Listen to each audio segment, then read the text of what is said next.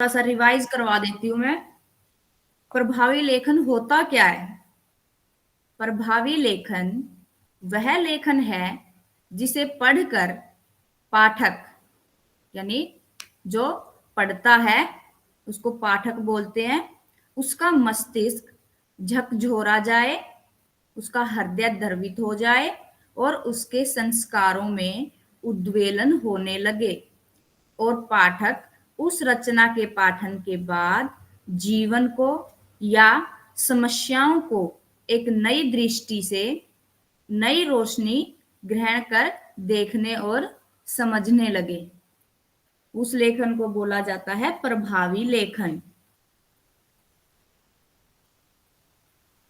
अब प्रभावी लेखन है जो विषय के स्तर पर, विषय के स्तर पर क्या है कि जब कोई लेखन किया जाता है तो उसके लिए सबसे पहले जरूरी है कि विषय का चुनाव किया जाए।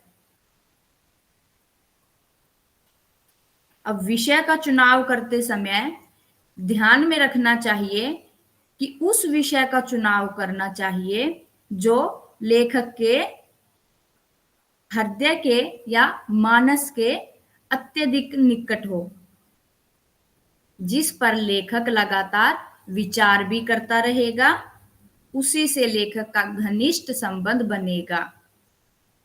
इससे उस विषय पर लिखने में लेखक का आत्मविश्वास भी अधिक होगा।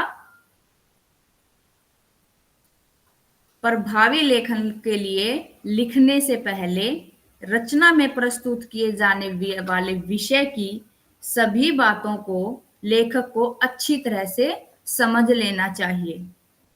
जैसे उदाहरण के लिए महाश्वेता देवी ने, एक रचनाकार है महाश्वेता देवी, उन्होंने अपने उपन्यास जंगल के दावेदार,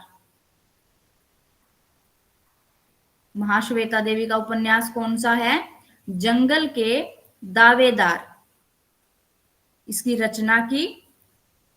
और एक रचनाकार है अमृतलाल नागर, इन्होंने अपने उपन्यास नाचो बहुत गोपाल की रचना, इन सब से पहले यानी रचना करने से पहले अपने विषयों से संबंधित सामग्री का गहन अध्ययन किया, यानी उस विषय से संबंधित सभी जानकारियों को अच्छे से प्राप्त किया, उसके बाद उन्होंने रचना करना शुरू किया। जंगल के दावेदार जो महाश्वेता देवी का उपन्यास है, यह बिहार के आदिवासी महापुरुष बिरसा मुंडा के जीवन से संबंधित था। किससे संबंधित था? बिहार के आदिवासी महापुरुष बिरसा मुंडा के जीवन से। लेखिका ने नृत्य शास्त्री कुमार सुरेश सिंह के लेखन व अन्य बहुत सी सामग्री का भी अध्ययन किया। खुद उस क्षेत्र के आदिवासियों से मिलकर उन्होंने उनकी भावनाओं को समझकर तथा फिर तार्किक रूप से उपन्यास की स्पष्ट योजना बनाकर इस उपन्यास को बंगला भाषा में लिखा और इसी उपन्यास को बाद में साहित्य अकादमी पुरस्कार भी मिला।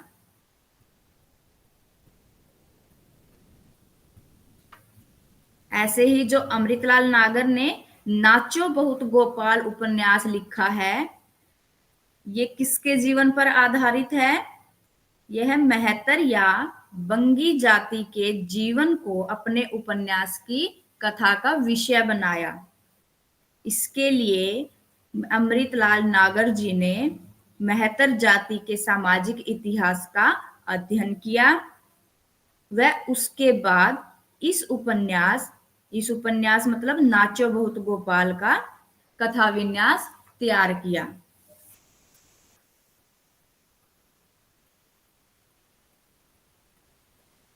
प्रभावी लेखन शिल्प के स्तर पर।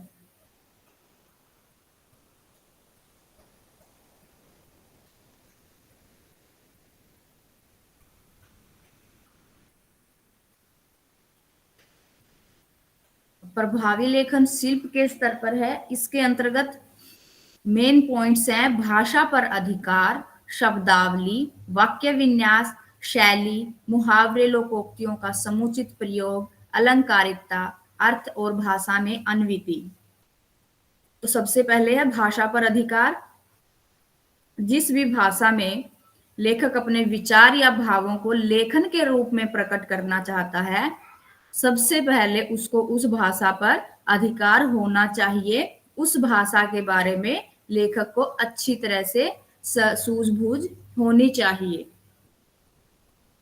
और हिंदी की अनेक उपभाषाएं हैं, जैसे भोजपुरी, मैथिली, राजस्थानी आदि और भी बहुत सारी हैं।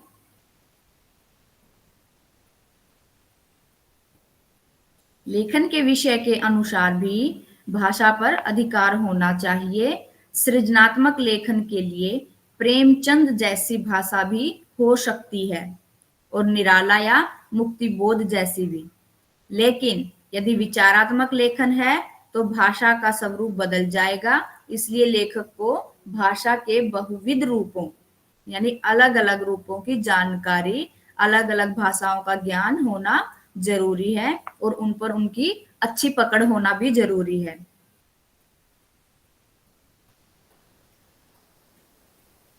और भाषा को जटिलता से यानी कि कठिन शब्दों का प्रयोग करने से बचना चाहिए भाषा के अंतर्गत, और सरल और स्पष्ट शब्दों का प्रयोग करना चाहिए जब कोई लेखक किसी रचना की विषय वस्तु को तैयार करता है। नंबर 2 है शब्दावली। रचना करते समय शब्दावली जितनी समृद्ध होगी उतनी ही अधिक प्रभाव क्षमता भी रचना के अंदर आएगी। न केवल शब्दावली ही समृद्ध होनी चाहिए, लेखक को अपनी शब्दावली के शब्दों के अर्थ की भी अच्छे से जानकारी होनी चाहिए। कई बार एक जैसे अर्थ वाले अनेक पर्यायवाची शब्द मिलते हैं, किंतु शब्दों का अलग अलग होना ही यह बताता है कि हर शब्द किसी विशिष्ट संदर्भ में प्रयुक्त करने लायक है। अब वाक्य विन्यास।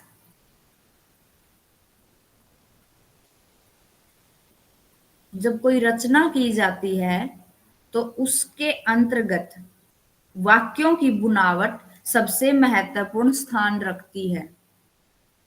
विचार चाहे जितने भी अच्छे या उत्तम हो, यदि उन्हें अटपटे शब्दों में या वाक्यों में अच्छे से प्रयोग नहीं किया जाएगा तो उसका कुछ भी प्रभाव नहीं पड़ेगा। इसीलिए सबसे जरूरी है कि लेखक अपने लेखन में वाक्य विन्यास के प्रति सचेत रहे। जटिल शब्दों का, जटिल वाक्यों का निर्माण करने से बचना चाहिए। एक वाक्य में एक ही विचार या भाव रखने का प्रयास करना चाहिए। अनावश्यक विस्तार से बचना चाहिए, अन्यथा उसमें क्या आ जाएगी? अस्पष्टता, भद्दापन और भ्रामकता, जो समझ में नहीं आएगी। छोटे व सुगठित वाक्य ही अधिक प्रभावशाली होते हैं। साहित्यिक रचनाओं में कई बार संयुक्त वाक्यों की जरूरत होती है, लेकिन कुशल लेखक जानते हैं कि कहाँ पर साधारण व छोटे वाक्यों का प्रयोग करना है और कहाँ पर लंबे वाक्यों का प्रयोग करना है। रचना का सौंदर्य अधिकांशतः यथासाध्य संक्षिप्त व स्पष्ट वाक्यों में अधिक देखने को मिलता है। शैली, शैली का अर्थ क्या है? ढंग। किसी बात को कहने का ढंग क्या है, तरीका क्या है, उसको शैली बोला जाता है।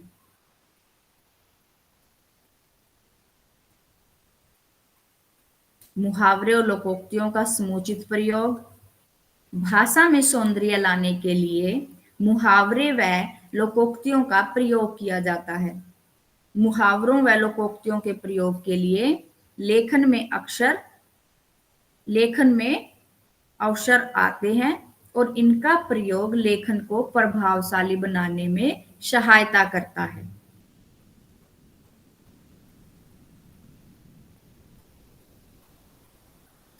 अलंकारिकता, लेखन में भाषा को प्रसंगानुकूल अलंकारिकता का प्रयोग करना चाहिए, लेकिन इसकी अधिकता भी भाषा के प्रवाह को नष्ट कर सकती है।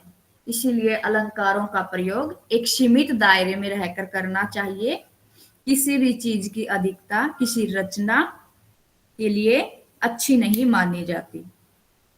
अलंकारों का प्रयोग जरूर करना चाहिए, क्योंकि अलंकारों को ही किसी काव्य का क्या बोला जाता है? आभूषण बोला जाता है, सौंदर्य बोला जाता है, जिससे किसी रचना का सौंदर्य बढ़ जाता है। पर इनकी अधिकता भी रचना को प्रभावी बनाने से रोक सकती है। व्याकरणिक शुद्धता, प्रभावी लेखन के लिए शब्दों के ज्ञान के साथ साथ भाषा के व्याकरण का ज्ञान होना भी बहुत जरूरी है। व्याकरण के ज्ञान व लेखन में उसके व्यवहारिक उपयोग से अनेक प्रकार की अशुद्धियों से, गलतियों से बचा जा सकता है।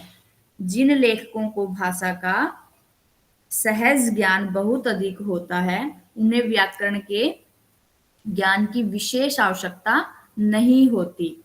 वे सहज रूप से ही शुद्ध व प्रवाहमय भाषा का प्रयोग करते हैं।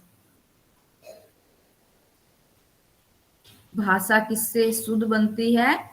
अभ्यास करने से। लेकिन व्याकरण का ज्ञान तो अभ्यास में थोड़ा सा सहायक होता है। अर्थ और भाषा में अनुवृत्ति लास्ट पॉइंट है। लेखन में अर्थ और भाषा का अत्यधिक महत्व होता है।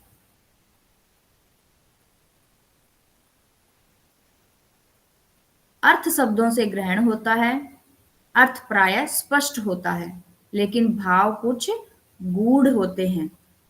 किसी शब्द या वाक्य का साधारण अर्थ समझने में उतनी मुश्किल नहीं होती जितनी भावार्थ को समझने में होती है।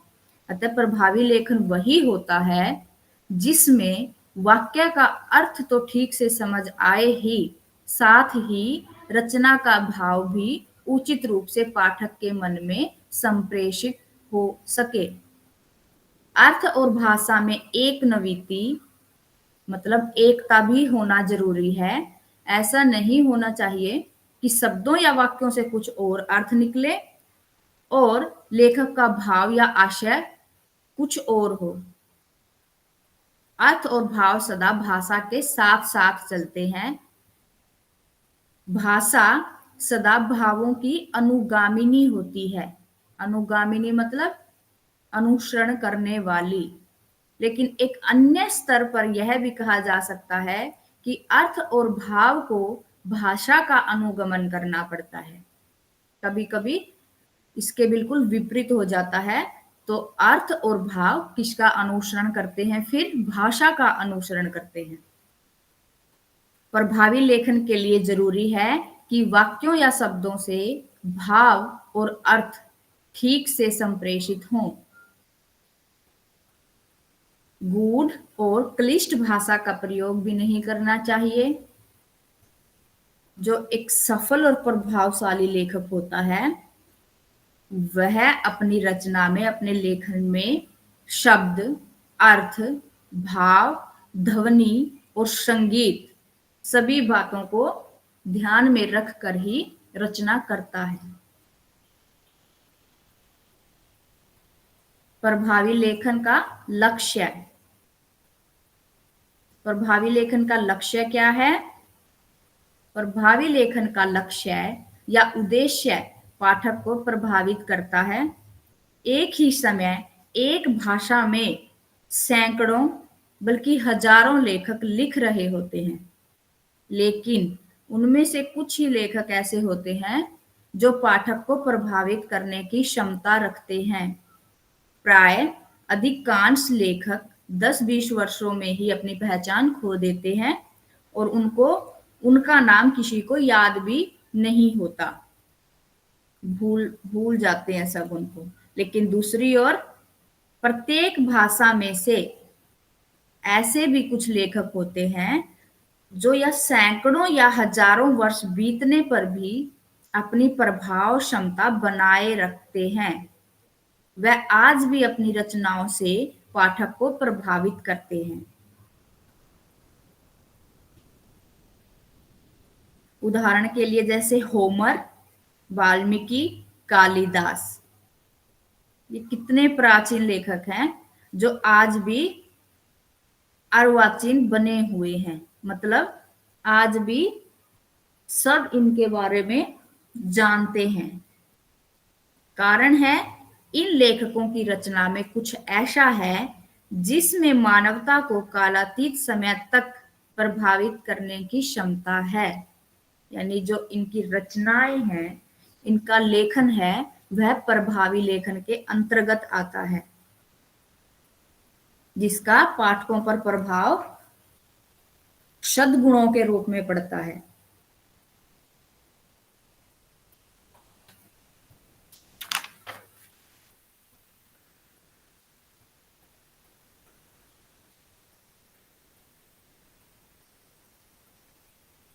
समकालीन समाज में भी वही लेखन प्रभावी लेखन बनता है जिसमें अपने समय के समाज की समस्याओं को अच्छे ढंग से प्रस्तुत किया गया हो, जिसमें अपने पाठक को अपने परिवेश से, अपने आसपास के पर्यावरण से, उसके अपने आंतरिक व्यक्तित्व के गहरे तत्व से, छुपे चेतन व अर्ध चेतन मन के रहस्यों से परिचित करवाया हो। ये सब बातें सृजनात्मक लेखन के अंतर्गत आती हैं। अब गैर सृजनात्मक या विचारात्मक लेखन का लक्ष्य या उद्देश्य भी हमें जान लेना चाहिए।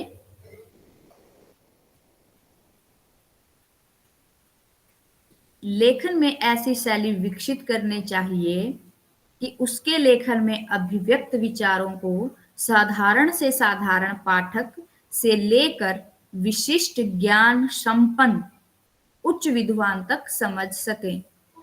जिस लेखन में प्रस्तुत विषय को व्यवहारिक ढंग से समकालीन समस्याओं से जोड़कर प्रयुक्त किया जाए, वह लेखन भी अक्सर सामान्य लेखन से अधिक प्रभावी लेखन सिद्ध होता है। प्रभावी लेखन का लक्ष्य या उद्देश्य लेखन में प्रस्तुत विषय वस्तु, भाव संवेदनाओं से लेकर विचारात्मक लेखन तक को अपने पाठक की भाव संवेदना का हिस्सा बनाना, अपने विचारों से पाठक को कन्विंस करना और पाठक के साथ एक स्तर पर लेखन के जरिए संवाद यानी बातचीत स्थापित करना होता है।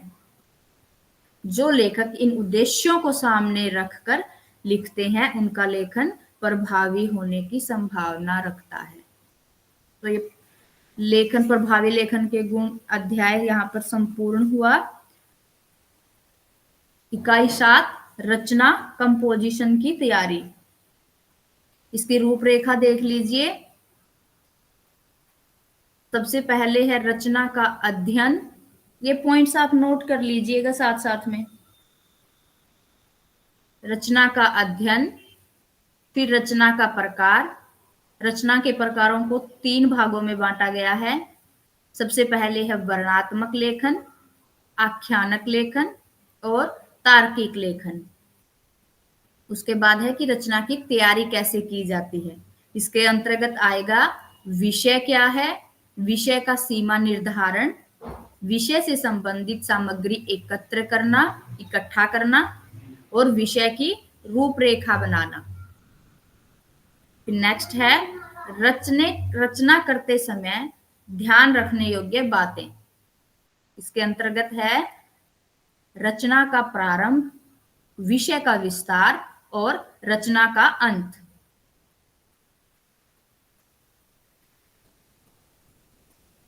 इकाई 7 की ये रूपरेखा आप नोट कर लीजिए एक बार।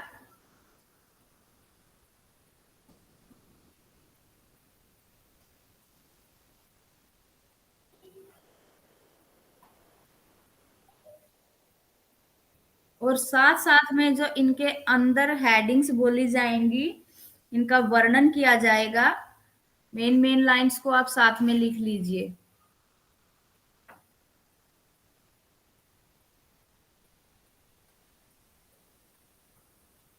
तो सबसे पहले कि प्रभावी लेखन, जिस रचना को पढ़ने के बाद, ये हम पिछली इकाई में कर चुके हैं, फिर भी एक बार अच्छे से परिभाषा बता देती हूँ। जिस रचना को पढ़ने के बाद पाठक पर अपेक्षित प्रभाव पड़े, अनुकूल प्रभाव पड़े तथा वे जीवन एवं समस्याओं को एक नई दृष्टि से देखने को बाध्य हो जाए, वह लेखन प्रभावी लेखन कहलाता है।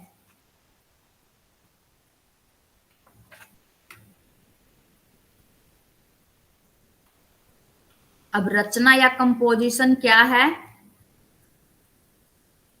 इसको नोट कर लीजिए। रचना क्या है? रचना या कंपोजिशन वह होती है जिसमें एक ढांचे के अंतर्गत प्रारंभ से अंत तक विषय का सुसंगठित प्रस्तुतिकरण होता है। क्या परिभाषा बनती है इसकी? कि रचना या कंपोजिशन वह होती है जिसमें एक ढांचे के अंतर्गत प्रारंभ से अंत तक विषय का सुसंगठित प्रस्तुतिकरण होता है। यह एक विषय के किसी एक बिंदु से प्रारंभ होती है। यह एक विषय के किसी एक बिंदु से प्रारंभ होती है और फिर एक बंधे सुसंगठित तरीके से आगे बढ़ती है। विषय का प्रारंभ, विस्तार और अंत बहुत ही सुनियोजित होता है। नोट कर रहे हैं सभी? Hello ma'am. हाँ जी। आप पीपीटी प्रेजेंट कीजिए। और ये गीतांश आप क्यों प्रेजेंट कर रहे हैं? गीतांश। सुनील जी, मैंने पीपीटी शेयर कर रखी है, शो नहीं हो रही? नहीं हो रही मैम। ओके। गीतांश कौन है? गीतांश इसी बात पे मैंने मैम आप 2 मिनट है ना म्यूट कीजिए। मुझे एक बार इन बच्चों से बात करनी है। गीतांश, प्रिंस, देखिए मैं इग्नू आरसी चंडीगढ़ से बात कर रहा हूँ। अगर आपने बीबीए में एडमिशन लिया है, अगर आपको कोई भी प्रॉब्लम है तो अभी आप मुझे बता सकते हैं, असाइनमेंट से रिलेटेड या आपकी कोई बुक्स नहीं आई है उससे संबंधित। अगर आपको कोई भी समस्या है तो अभी आप मुझे बता सकते हैं। गीतांश प्लीज आप प्रेजेंट मत कीजिए।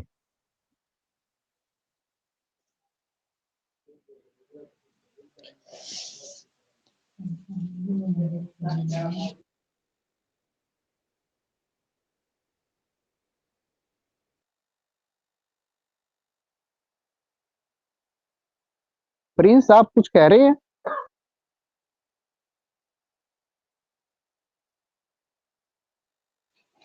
No sir. क्या सबको बुक्स मिल गई है क्या? नो सर, अभी नहीं मिली। हाँ जी, कल आई है मेरी। तो उसमें BHDLA 136 की बुक्स मिली है आपको? मेरे पास सर 4 बुक्स आई हैं बस। ओके। अगर गौरव आपको बुक्स नहीं मिली है तो आप ई ज्ञान कोश पे जाके हाँ जी। तब तक आप डाउनलोड करके देख सकते हैं। Okay sir. ठीक है, उसमें आपकी सारी बुक्स अवेलेबल है। हार्ड कॉपी आपको जल्दी आ जाएगी। Okay sir. कोई भी प्रॉब्लम है तो आप आरसी चंडीगढ़ या आपका जो भी रीजनल सेंटर है आप उस पे आरसी जो आपके सेंटर का नाम है वो @ignu.ac.in उस पे मेल कर सकते हैं। कोई भी प्रॉब्लम हो आपको किसी भी रिगार्डिंग। वैसे आपने सबने ऑनलाइन एडमिशन लिया है ना? जी सर, ऑनलाइन ऑनलाइन लिया। हाँ, तो एलएमएस पोर्टल पे आपको अपनी असाइनमेंट्स मार्च और अप्रैल में, ठीक है, 2 मंथ मिलेंगे आपको, आपको बना के अपलोड करनी है। अगर आप वहां नहीं कर सकते तो आप अपने सेंटर पे हार्ड कॉपी बना के भी सबमिट कर सकते हैं, जैसे आपको ठीक लगे आपकी सुविधा अनुसार, उसी हिसाब से आप अपनी असाइनमेंट समय पर जमा कराएंगे तो आपका जो जून का एग्जाम होंगे उसके रिजल्ट के साथ आपकी असाइनमेंट्स का रिजल्ट शो हो जाएगा, नहीं मार्च तो में आप कब लेट तक हो है? जाएंगे फिर। गीतांश प्लीज आप प्रेजेंट मत कीजिए, आप सिर्फ ज्वाइन कीजिए। इसी वजह से मैम की वो पीपीटी शेयर नहीं हो पा रही है। सर मैंने हटा रखा है, मैंने नहीं कर रखा। नहीं, आप प्रेजेंट कर रहे हैं, आप एक बार है ना इसको काट के फिर दोबारा ज्वाइन कीजिए, आप प्रेजेंट मत कीजिए।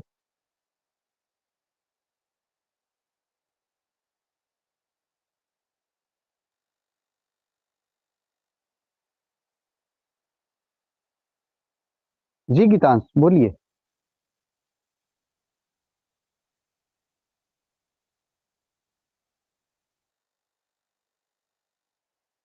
गीतांश आप कुछ बोल रहे हैं?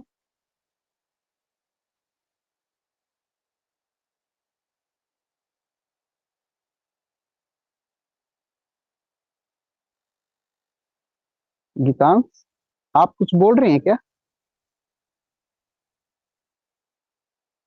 मैम आप पीपीटी शेयर कीजिए, please continue. Sarita ma'am.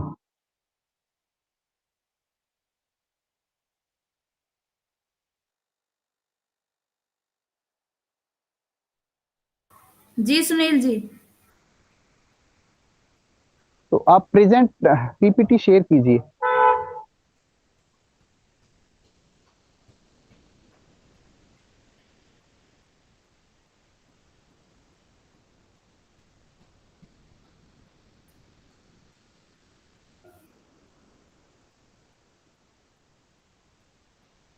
Show हो रही है सुनील जी?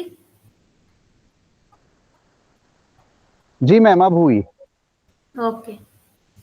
Okay start, please continue.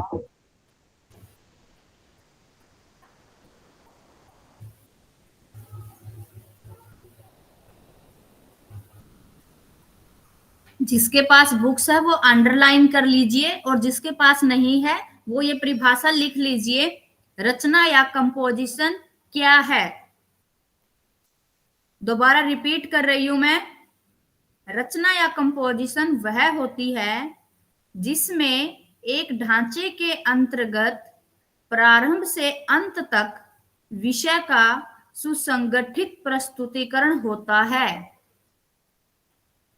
यह एक विषय के किसी एक बिंदु से प्रारंभ होती है और फिर एक बंधे सुसंगठित तरीके से आगे बढ़ती है।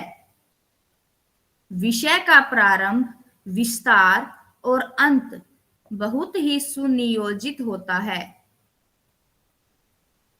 रचना कोई भी हो सकती है, जैसे कविता, संगीत का कोई एक अंश, चित्रकारी, निबंध, मूर्तिकला, ये सब क्या है, रचना के अंतर्गत आते हैं।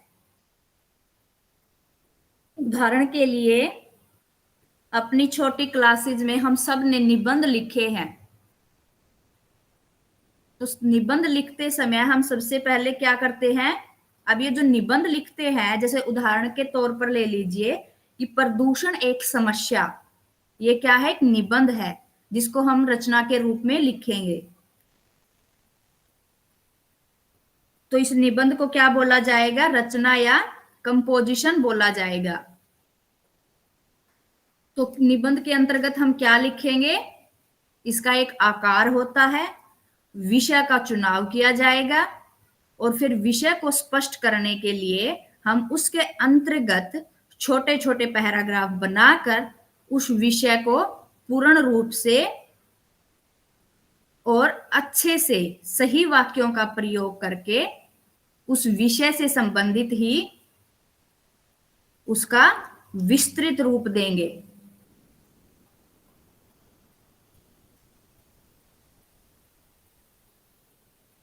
ठीक है, तो यह निबंध एक रचना के अंतर्गत आएगा। किसी रचना को प्रारंभ करने से पहले या करते समय या उसका समापन करते समय भी ध्यान रखना आवश्यक होता है। प्रारंभ करने से पहले हमें पता होना चाहिए कि हम किस विषय के बारे में लिख रहे हैं। जब हम प्रारंभ कर चुके होते हैं तो हमें मध्य में भी पता होना चाहिए कि हम उसी विषय से संबंधित सामग्री लिख रहे हैं या उस विषय से भटककर किसी और सामग्री को उसके अंतर्गत हमने मिला दिया है। और समापन करते समय भी इन बातों का ध्यान रखना चाहिए।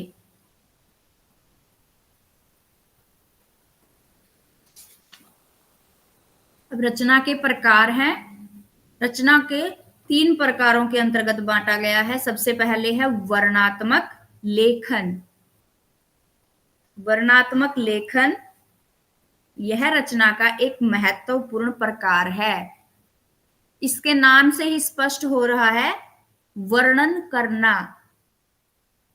वर्णनात्मक का मतलब वर्णन करना। एक एग्जाम्पल देती हूं। 2 उदाहरण दिए गए हैं जिसमें विषय 1 के अंतर्गत आएगा साहित्य और समाज, दूसरे विषय के अंतर्गत आएगा मेरी लंदन यात्रा। तो ये 2 अलग अलग विषय हैं। विषय 1 में साहित्य और समाज से रिलेटेड संबंधित सामान्य रूप से वर्णन किया जाएगा, और जो विषय 2 है मेरी लंदन यात्रा, वह पूरी तरह से क्या है, व्यक्तिगत है, जिसमें हम अपने व्यक्तिगत पर्सनल अनुभवों का वर्णन करेंगे।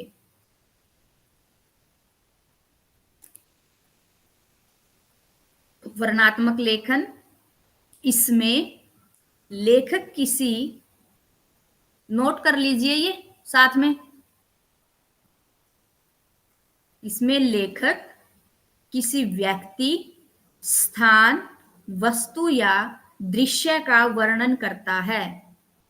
आगे जितनी भी इकाइयां बची हैं वो सब इसी प्रकार से हैं। इनमें समझाने के लिए मुझे लगता नहीं ऐसा कुछ है, पर आप साथ साथ नोट कर लीजिए। नोट करेंगे तो आपको इजी रहेगा, थोड़ा सा याद करने में भी और ध्यान भी रहेगा। तो क्या है वर्णनात्मक लेखन? इसमें लेखक किसी व्यक्ति, स्थान, वस्तु या दृश्य का वर्णन करता है। किसी व्यक्ति का वर्णन करते समय यह अपेक्षित होता है कि वह उसकी चाल ढाल, उम्र आदि के साथ साथ उसके आंतरिक रूप का भी वर्णन करता चले। इसी प्रकार किसी स्थान के वर्णन में उसके वातावरण, वहां के लोग, माहौल, वहां के विशिष्ट भोजन आदि का भी वर्णन आवश्यक हो जाता है। इसी प्रकार के लेखन के लिए विशिष्ट शब्दावली एवं अभिव्यक्तियों का सहारा लेना पड़ता है। इसे उदाहरण के लिए दे रखा है, महादेवी वर्मा जी की एक रचना है सोना। सोना से एक एग्जाम्पल लिया गया है, थोड़ा सा पढ़ देती हूं मैं 2-3 लाइन। वर्ष भर का समय बीत जाने पर सोना हरिण शावक से हरिणी में परिवर्तित होने लगी। उसके शरीर के पिताभ, रोएं ताम्रवर्णी झलक देने लगे, टांगे अधिक सुडौल और खुरों के कालेपन में चमक आ गई। तो ये क्या है, महादेवी वर्मा की सोना रचना से एक एग्जाम्पल था।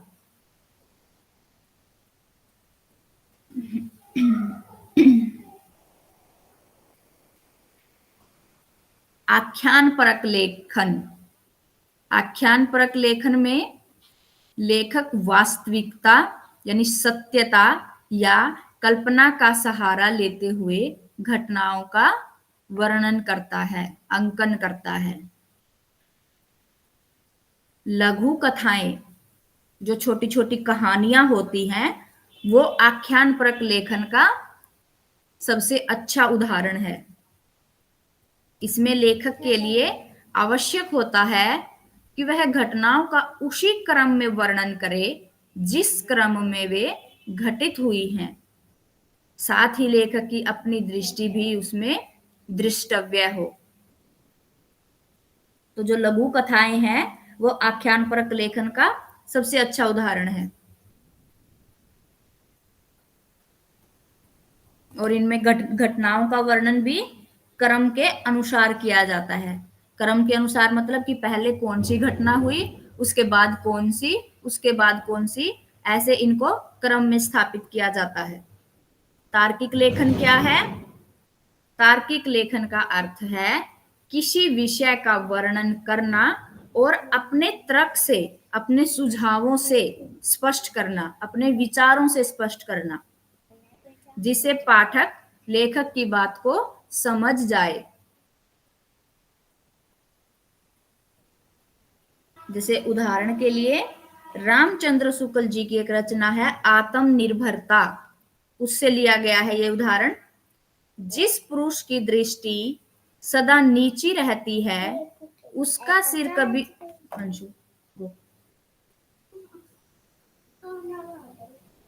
सॉरी स्टूडेंट्स, जिस पुरुष की दृष्टि सदा नीची रहती है उसका सिर कभी ऊपर न होगा।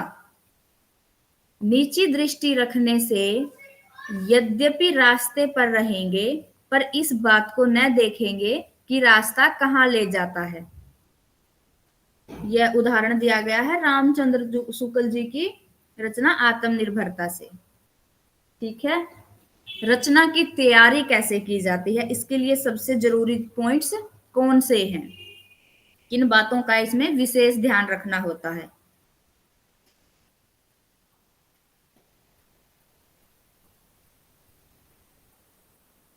रचना करने से पहले हमें यह जानना भी आवश्यक है कि हम किसके लिए लेखन कर रहे हैं। आपका पाठक कौन होगा? जब आपको इस विषय में पूरी जानकारी हो जाएगी तभी आप अपने विशिष्ट पाठक वर्ग की आवश्यकताओं और स्तर को ध्यान में रख सकते हैं।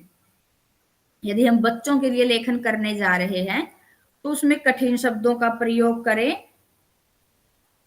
और विषय भी राजनीति या अध्यात्म से संबंधित रखें तो वह बच्चों के स्तर के उपयुक्त नहीं होगा और उनके लिए उपयोगी भी नहीं होगा। जब हम अपना लेखन शुरू करते हैं तो हम स्वयं से कुछ प्रश्न पूछते हैं। वो प्रश्न क्या है कि लेखन किसके लिए और क्यों किया जाए? आपका लेखन उन्हें कैसे प्रभावित कर सकता है? पाठक को विषय के संबंध में से पहले से कितनी जानकारी होगी? ये कुछ प्रश्न है जब लेखन करने से पहले जो हमारे स्वयं के दिमाग में आते हैं।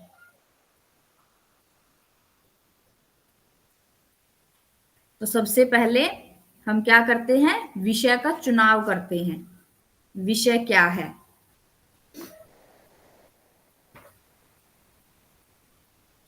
किसी भी रचना का प्रारंभ करने से पहले हमें अपने विषय का चयन करना अति आवश्यक है। विषय चयन करते समय हमें अपने पाठक वर्ग के बारे में भी जानना जरूरी होता है। वह पाठक एक बच्चा भी हो सकता है, एक पढ़ा लिखा वयस्क भी हो सकता है। जिस विषय पर हम लेखन करने जा रहे हैं उस क्षेत्र का विद्वान या विशेषज्ञ भी हो सकता है। एक किसान भी हो सकता है या घरेलू महिला भी हो सकती है। पाठक वर्ग के साथ साथ हमें अपने विषय के क्षेत्र की भी पूरी जानकारी होनी आवश्यक है। ऐसा होने पर ही हम अपने विषय के साथ न्याय कर सकेंगे, उसके बारे में अच्छे से लिख पाएंगे और पूरे आत्मविश्वास के साथ अपने विचार प्रस्तुत कर सकेंगे।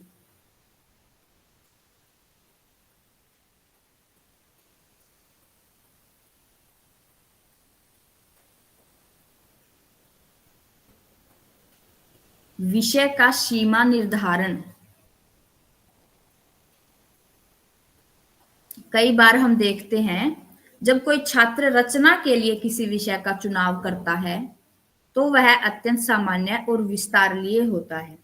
उसमें अनुभवों, तथ्यों का एक विस्तृत क्षेत्र होता है जिन्हें आसानी से समेटा नहीं जा सकता, आसानी से इकट्ठा नहीं किया जा सकता। यही सबसे मेन कारण है कि ऐसी रचनाओं में एक अनपेक्षित फैलाव आ जाता है। वह किसी विषय विशेष की चर्चा करने की बजाय सामान्य चर्चा करने लगते हैं। उस रचना में अनेक ऐसे सामान्य कथन होते हैं जिनमें सभी कथनों का उदाहरण या चित्रों द्वारा समर्थन करना असंभव सा प्रतीत होने लगता है। अतः विषय का चयन करने के पश्चात अगला जो महत्वपूर्ण कार्य है वह है विषय की सीमा का निर्धारण करना, जिससे हम अपने कथनों और प्रमुख बिंदुओं को उदाहरणों द्वारा भली प्रकार से समझा सकें। जब हम अपनी रचना के लिए विषय का चयन कर लेते हैं तथा उसकी सीमा निर्धारित कर देते हैं तो हमें अनावश्यक बिंदुओं एवं सामग्री को रचना से निकालने या हटाने में आसानी हो जाती है। जब विषय की सीमा निर्धारित होती है तब उसके पहले अनुच्छेद में, पहले पैराग्राफ में विषय की संक्षिप्त चर्चा करके उसके प्रमुख बिंदु को पूरी रचना में आसानी से विस्तार दिया जा सकता है और आपके समक्ष यह भी स्पष्ट हो जाता है कि विषय के किस किस पक्ष को कौन कौन से अनुच्छेदों में, पैराग्राफों में विभाजित करना है। विषय से संबंध सामग्री एकत्र करना, इकट्ठी करना।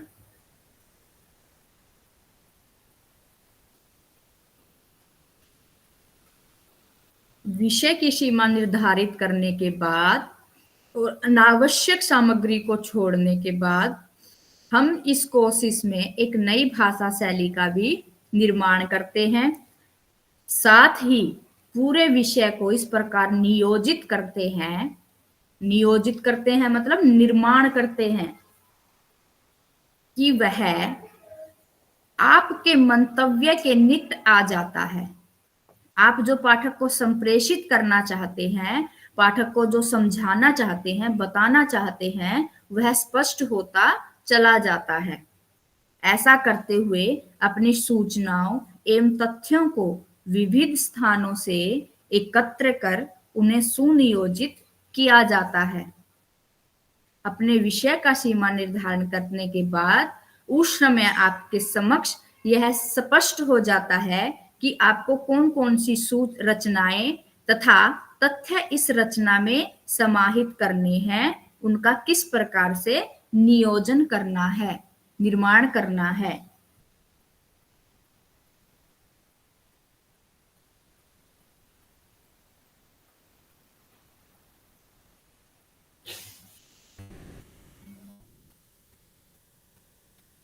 इसके लिए आवश्यक है कि सबसे पहले तथ्यों को सुनियोजित किया जाए। जब आप सभी सूचनाओं एवं तथ्यों को सही ढंग से नियोजित कर लेंगे, उसके बाद जो सूचनाएं, तथ्य, चित्र, विचार, दूसरों की राय आदि अपने मस्तिष्क या कागज पर एकत्र की हैं, उन्हें लेखन करने से पहले किसी विशेष क्रम में लाना भी आवश्यक हो जाता है।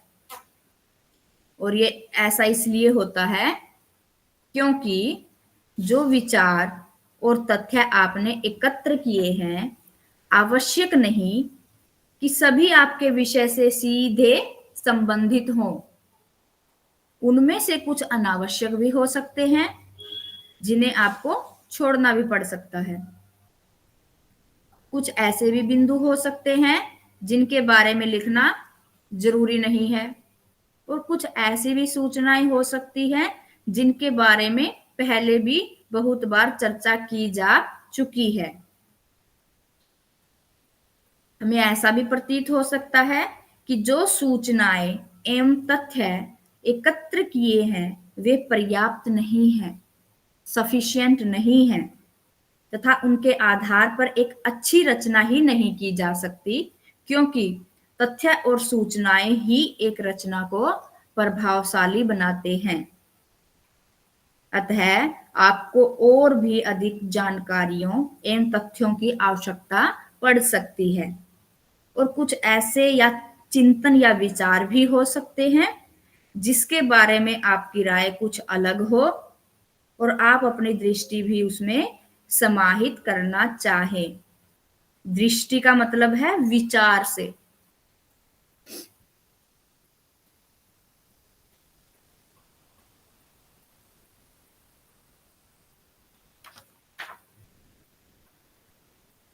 विषय की रूपरेखा बनाना।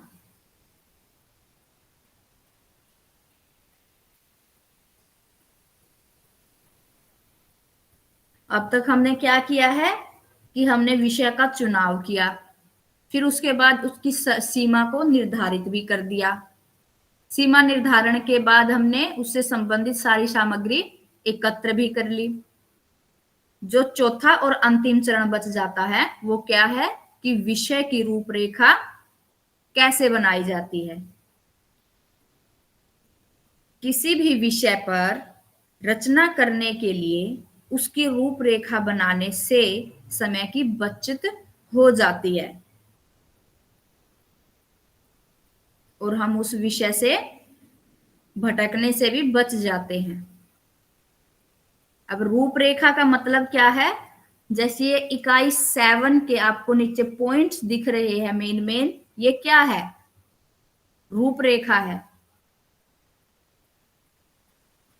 ये रचना का अध्ययन, रचना के प्रकार, फिर रचना की तैयारी, फिर आगे ध्यान रखने योग्य बातें, ये सब क्या है, रचना की रूपरेखा है, किसी विषय की रूपरेखा है। इन सबको नोट डाउन करने के बाद हम इजीली आसानी से एक एक पॉइंट को क्या कर सकते हैं, वर्णन कर सकते हैं, लिख सकते हैं उसके बारे में, जिससे हम विषय से भटकते भी नहीं है और हमारा समय भी बच जाता है।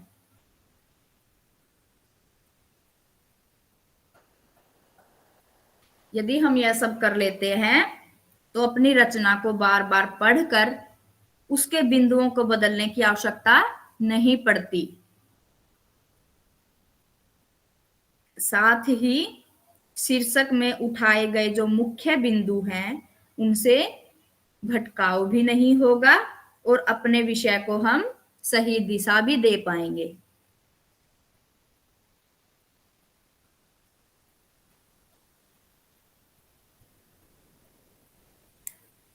यदि रचना जटिल हो तो उसके लिए रूपरेखा बनाना बहुत जरूरी है, क्योंकि इससे स्पष्ट हो जाएगा कि जिस विषय पर हम चर्चा करना चाहते हैं उसके मुख्य बिंदु कौन कौन से होने चाहिए, उसे कहाँ से प्रारंभ करना चाहिए, उसका विस्तार कैसे करना है और उसका समापन कैसे करना है। तो विषय की रूपरेखा बनाना सबसे ज्यादा जरूरी है। अब रचना करते समय ध्यान देने योग्य बातें, तो सबसे पहले इसके अंतर्गत क्या आएगा, रचना का प्रारंभ, फिर विषय का विस्तार और अंत में है रचना का अंत।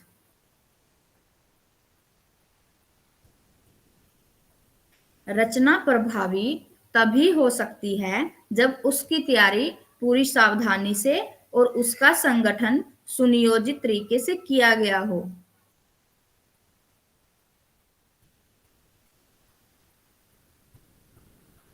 ब्रेक ले लीजिए स्टूडेंट्स 10 मिनट के लिए।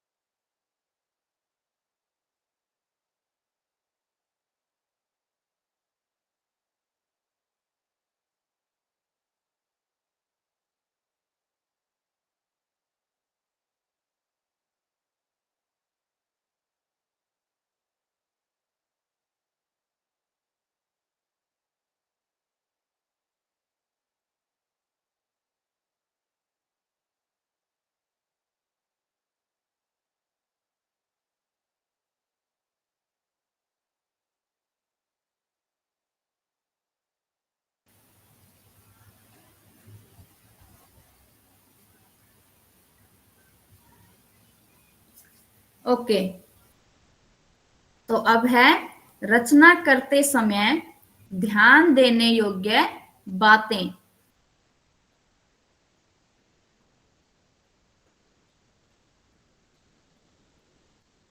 रचना प्रभावी तभी हो सकती है जब उसकी तैयारी पूरी सावधानी से और उसका संगठन सुनियोजित तरीके से किया गया हो।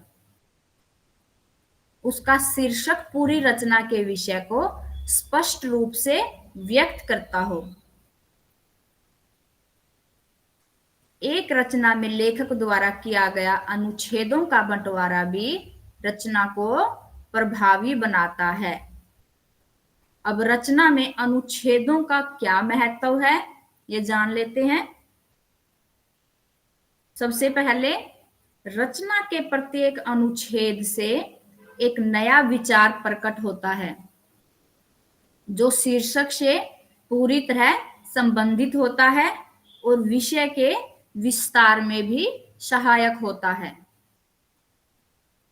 दूसरा क्या है, एक अनुच्छेद उतना ही बड़ा हो जितने में उस रचना के शीर्षक से संबंधित किसी तथ्य, सूचना या चिंतन की चर्चा की गई हो। जहां कहीं भी दूसरी सूचना या तथ्य का प्रारंभ हो या विषय से संबंध किसी नवीन चिंतन की चर्चा करनी हो, वहीं से दूसरा अनुच्छेद प्रारंभ कर देना चाहिए। अब अनुच्छेद से क्या मतलब है? पैराग्राफ, यानी कि एक पैराग्राफ में एक ही विचार को, एक ही भाव को स्थान देना चाहिए। और जब दूसरा विचार या कोई दूसरी समस्या हो तो उसको दूसरे पैराग्राफ से ही आरंभ करना चाहिए।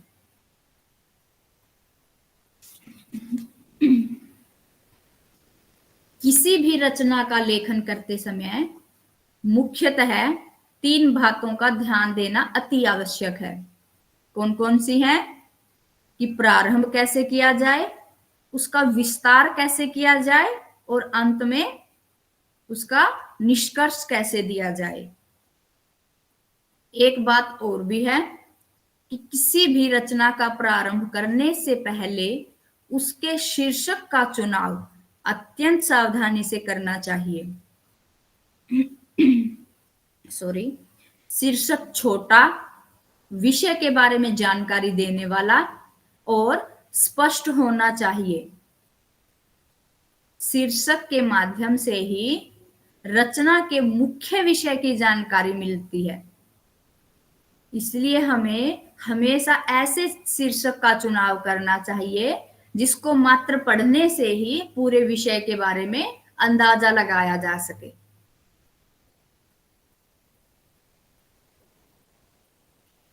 रचना का प्रारंभ, फर्स्ट पॉइंट है रचना का प्रारंभ। किसी भी रचना का प्रारंभ प्रस्तावना से किया जाता है। जैसे जब भी हम किसी अध्याय की शुरुआत करते हैं तो उसके सबसे पहले हमें क्या दिया होता है? सबसे पहले हमें उद्देश्य मिलता है। रूपरेखा के बाद सबसे पहले हमें उद्देश्य मिलता है कि इस इकाई को लिखने का उद्देश्य क्या है। फिर उसके बाद हमें प्रस्तावना मिलती है। प्रस्तावना के अंतर्गत हम क्या देखते हैं? जैसे यही इकाई नंबर 7, रचना की तैयारी। तो इसकी रूपरेखा ये आपके सामने दी गई है और प्रस्तावना इसकी क्या बनेगी कि इस इकाई में हम उन प्रमुख पक्षों पर चर्चा करेंगे जिन्हें किसी रचना को प्रारंभ करने से पहले, करते समय और उसका समापन करते समय ध्यान रखना आवश्यक है। कुछ ऐसी कठिनाइयां जो रचना करते समय लेखक के सामने आती हैं, उनका किस प्रकार निवारण किया जाए उसका भी सुझाव देने का प्रयत्न करेंगे। इकाई के प्रारंभ में हम रचना का नमूना प्रस्तुत करेंगे, रचना के लेखन से संबंधित बिंदुओं की चर्चा करेंगे, समय इसी रचना के अंशों को उदाहरण के रूप में भी बताएंगे। तो ये क्या है?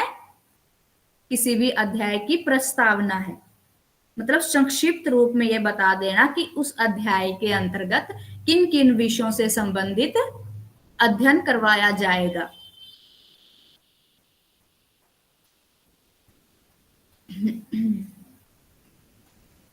तो किसी भी रचना का प्रारंभ प्रस्तावना से किया जाता है। यह रचना में निहित मुख्य विषय का परिचय देता है। एक तरह से यह भूमिका का कार्य करता है। किसी भी रचना की भूमिका या प्रारंभ आवश्यक नहीं कि एक ही अनुच्छेद तक सीमित हो। यह जरूरी नहीं कि किसी रचना की भूमिका या प्रस्तावना एक ही पैराग्राफ तक सीमित हो जाए। वह 2 या इससे ज्यादा पंक्तियों की भी हो सकती है, या 2 या 3 या इससे ज्यादा अनुच्छेदों यानी पैराग्राफों की भी हो सकती है। प्रस्तावना या भूमिका की लंबाई किस पर निर्भर करती है? रचना के विषय पर। कई बार विषय को किसी भूमिका की भी आवश्यकता नहीं होती और उसे बिना किसी प्रारंभिक अनुच्छेद या पंक्ति के सीधे ही प्रारंभ कर सकते हैं। रचना का प्रथम अनुच्छेद विषय की भूमिका या प्रस्तावना का कार्य भी करता है।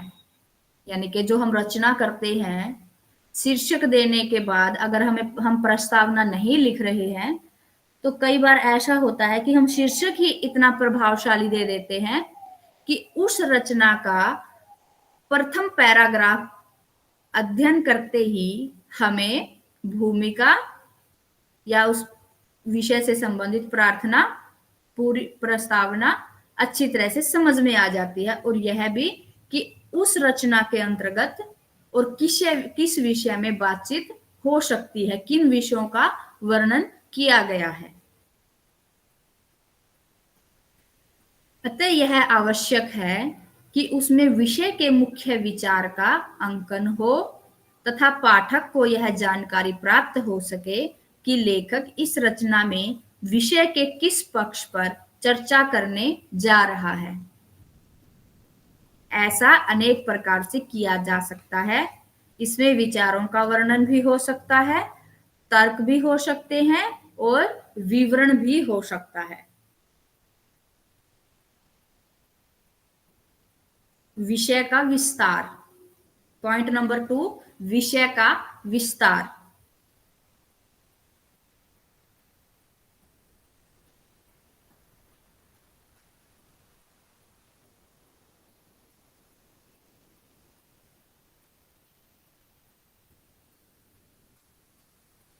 सबसे पहले हमने किया रचना का प्रारंभ, उसमें हमने विषय की जानकारी दी, उसकी सीमाओं का निर्धारण किया। अब हमें आगे उस रचना को पढ़ने का इच्छा भी जागृत होती है।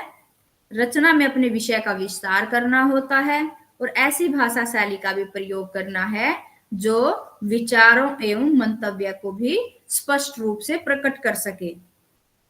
इन सब बातों के बाद रचना में निहित विषय से संबंधित विचारों एवं चिंतन को समझ सकना और विषय के बारे में हमारी सोच से परिचित भी हो सकेंगे। किसी भी रचना में विषय के विस्तार के लिए उदाहरणों का विस्तृत वर्णन तथा परिभाषाओं आदि का भी प्रयोग किया जाना चाहिए। किसी भी विषय के विस्तार का सबसे आसान तरीका है उदाहरणों द्वारा अपनी बात की पुष्टि करना। जब कोई लेखक अपनी रचना में उदाहरणों का प्रयोग करता है, तब वह कठिन से कठिन विषय के प्रति भी पाठक में रुचि पैदा कर सकता है। इसलिए उदाहरणों का और परिभाषाओं का प्रयोग रचना में करना अति आवश्यक हो जाता है।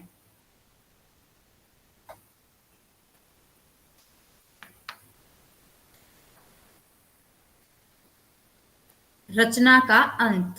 पॉइंट नंबर 3, रचना का अंत। अब रचना का अंत कैसे करना चाहिए?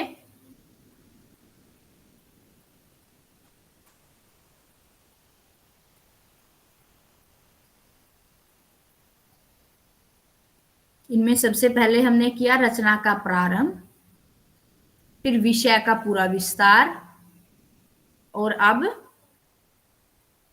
रचना का समापन।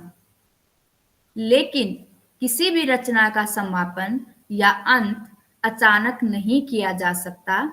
रचना का अंत करने से पहले निष्कर्ष या सारांश का अनुच्छेद लिखना आवश्यक है, क्योंकि किसी भी प्रभावी रचना के लिए पहला और अंतिम अनुच्छेद बहुत महत्वपूर्ण हो जाता है। पहला अनुच्छेद क्या माना जाता है? प्रस्तावना को, और अंतिम क्या है? सारांश या निष्कर्ष।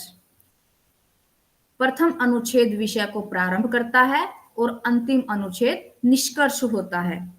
कुछ बिंदु या पक्ष ऐसे होते हैं जिन्हें हम समझते हैं कि आपके पाठक को याद रहेंगे। इन पक्षों या बिंदुओं को अंतिम अनुच्छेद में अंकित कर सकते हैं। इस अनुच्छेद में कुछ विचारों, तथ्यों, सूचनाओं, सुझावों, राय, निर्णय, इन सब का समावेश कर सकते हैं।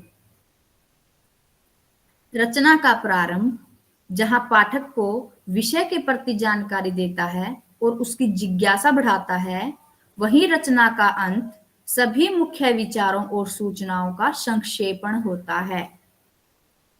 किसी भी वर्णनात्मक आख्यानपरक रचना में अंत किसी भी वर्णन या आख्यान के बाद स्वयं ही आ जाता है। जैसे उदाहरण के तौर पर, यदि हिमपात होने का वर्णन कर रहे हैं, बर्फबारी होने का वर्णन कर रहे हैं, तो जब हिमपात हो चुका हो तो वहां आपकी रचना का भी अंत हो जाएगा। उसी प्रकार यदि कोई कहानी लिख रहे हैं तो उसका अपना एक विशेष अंत होगा। उसमें आपको अपनी तरफ से सारांश या निष्कर्ष बताने की आवश्यकता नहीं होती।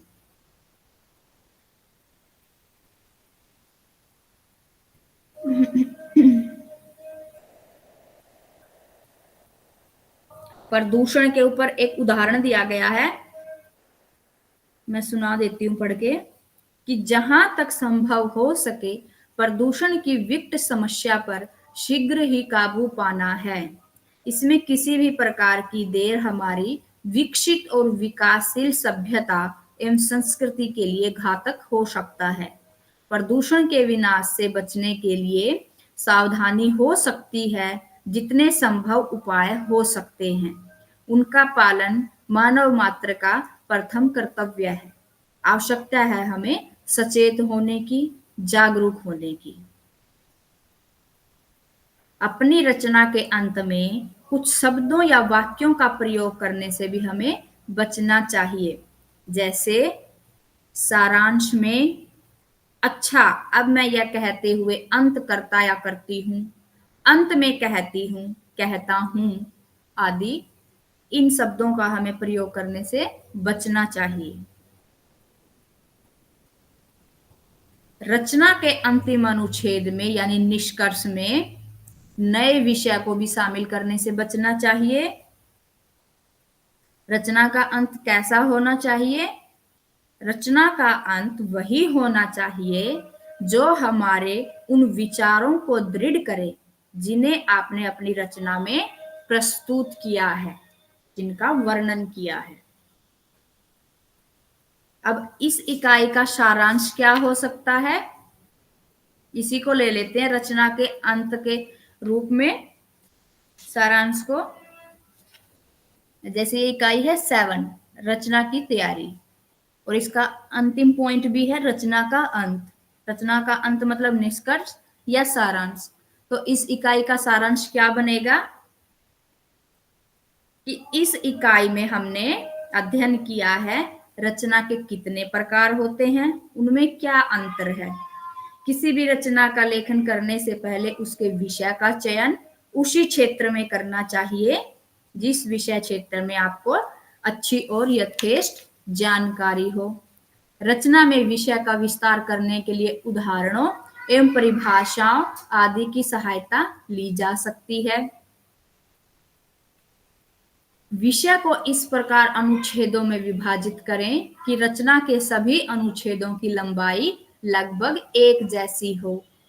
रचना का अंत निष्कर्ष या सारांश से करना चाहिए तथा उसमें विचारों, तथ्यों, सूचनाओं, सुझावों, निर्णय आदि का यथोचित समावेश किया जा सकता है। तो अब इसमें किसी भी नए विषय को कोई स्थान नहीं दिया गया, इसमें सिर्फ उन्हीं का वर्णन किया गया है जो विषय के अंतर्गत पॉइंट्स का हमने अध्ययन किया गया है। तो यही क्या है, सारांश होता है। अगली इकाई है 8, पुनर्रचना, संक्षेपण, भाव पल्लवन आदि। तो इस इकाई की रूपरेखा क्या बनेगी? सबसे पहले वही उद्देश्य, प्रस्तावना, फिर है नोट्स लेखन, सार लेखन, रिपोर्ट लेखन, भाव लेखन और अंत में है सारांश।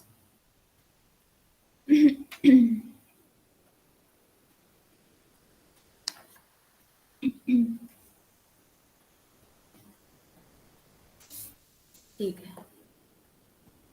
प्रत्येक प्रकार के संप्रेषण में संप्रेषण होता क्या है? एक दूसरे से बातचीत करने का तरीका, अपनी बात को एक दूसरे के पास किस स्रोत के माध्यम से पहुंचाया जाता है, वो है संप्रेषण। वो चाहे लिखित हो या मौखिक, लेखक या वक्ता विशिष्ट सूचनाओं को संप्रेषित करता है। दूसरे शब्दों में कहें, यह सूचना संप्रेषण भाषाई आवरण में लिपटा होता है। अपने संप्रेष्य भाव को सीधे सपाट शब्दों में न प्रकट कर उसको संप्रेष्य बनाने के लिए, श्रोता या पाठक तक पहुंचाने के लिए कुछ ऐसी रीतियां अपनाता है जिससे उसका संप्रेषण सहज, सरल, बोधगम्य एवं रोचक बन सके। इसके लिए लेखक को अपनी बात की कई बार कई प्रकार से पुनरावृत्ति भी करनी पड़ सकती है या अधिक स्पष्ट करने के लिए उदाहरण, परिभाषाएं या रोचक घटनाएं भी प्रस्तुत करनी पड़ सकती हैं।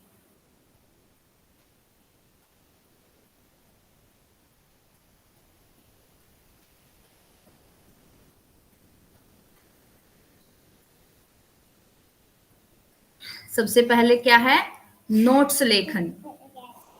पुनर्रचना या पुनर्लेखन के विभिन्न प्रकारों, कौन कौन से प्रकार हैं? नोट्स लेखन, सार लेखन, रिपोर्ट लेखन और भाव लेखन। ये सब क्या है? पुनर्रचना या पुनर्लेखन के प्रकार।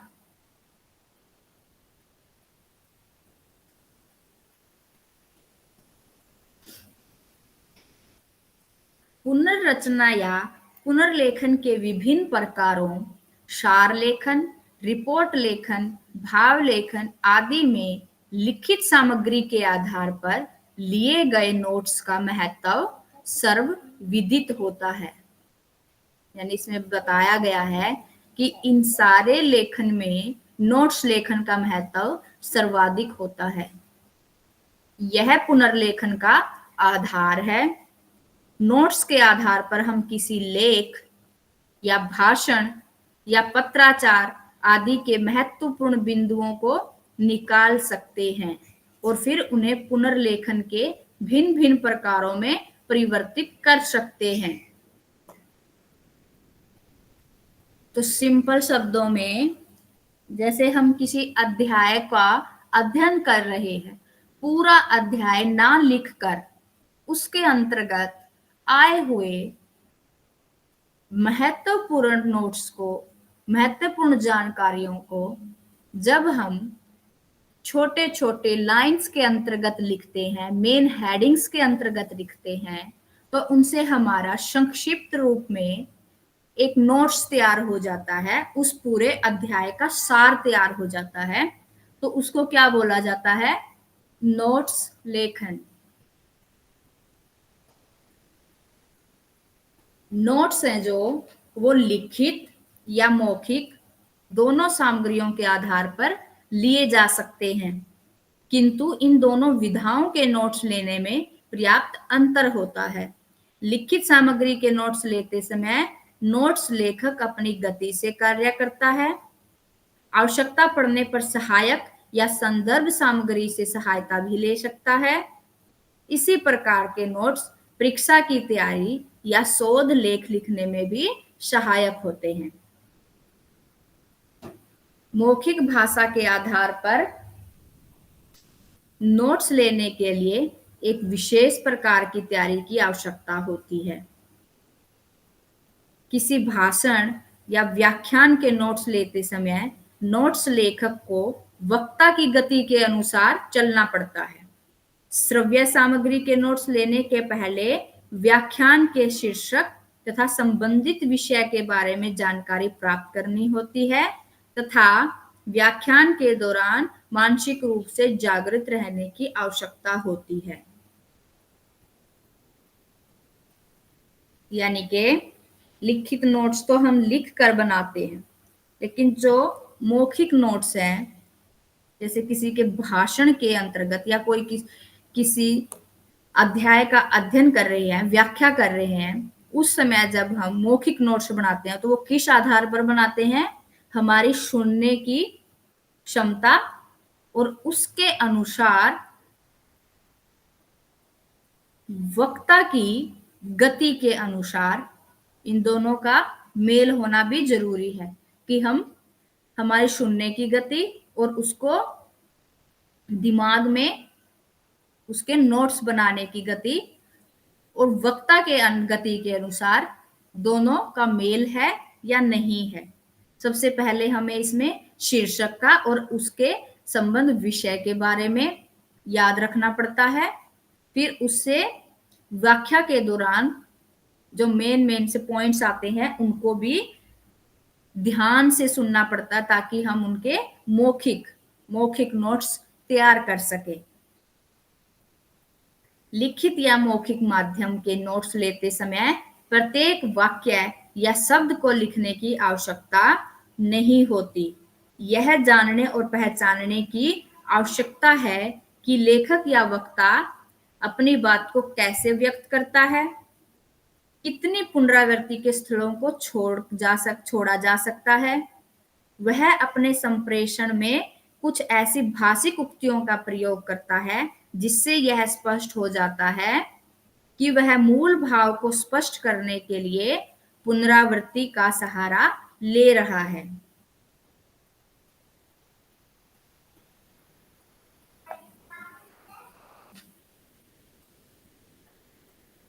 कई बार वक्ता अपने भाषण के मुख्य बिंदुओं को श्याम पट पर लिखता चलता है। श्याम पट मतलब ब्लैक बोर्ड। ऐसे बिंदुओं को नोट्स लेखन में सम्मिलित किया जा सकता है। इसी प्रकार दूसरे बिंदुओं को भी संकेत भी कुछ उक्ति प्रकारों से मिल जाते हैं। जैसे उदाहरण के तौर पर मैं कुछ उदाहरण प्रस्तुत करना चाहूंगा, मैं यह भी जोड़ना या कहना चाहूंगा, मैंने यह बताने की या स्पष्ट करने की चेष्टा की।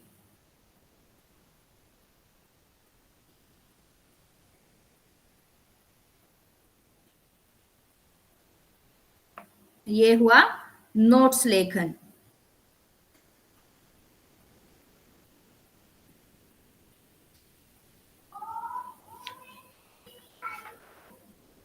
सार लेखन क्या है?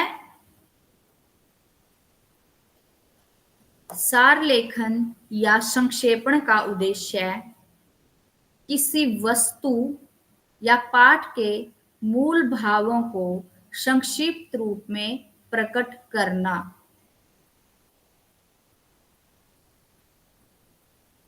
दोबारा से रिपीट कर रही हूं मैं, एक बार सुन लेना। सार लेखन, नोट्स भी तैयार कर लेना, ये लिख लीजिए साथ साथ में।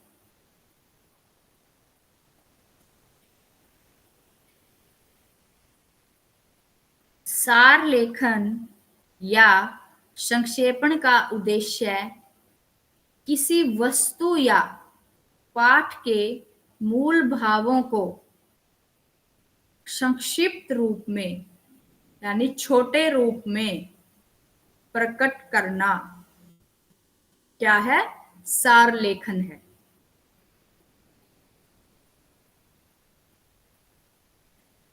कुछ विद्वान हैं जो वो सार लेखन और संक्षेपण इन दोनों में अंतर मानते हैं। वो मानते हैं कि संक्षेपण में किसी पाठ की प्रमुख बातों को संक्षेप में दिया जाता है और सार लेखन में पाठ के केंद्रीय भाव को थोड़े शब्दों में प्रकट किया जाता है, प्रस्तुत किया जाता है।